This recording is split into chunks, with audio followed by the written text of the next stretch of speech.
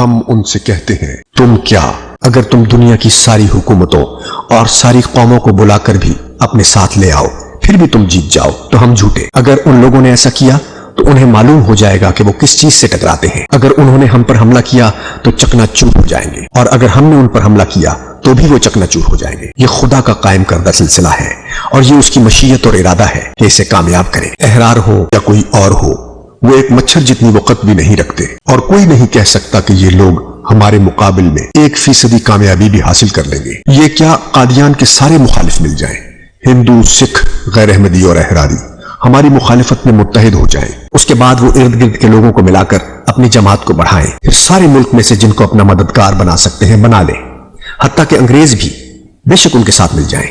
अगर ये तमाम मिलकर हमारे मुकाबले में 1% कामयाबी हासिल कर सके तो वो सच्चे, मगर नामुमकिन है कि उन्हें कामयाबी हो।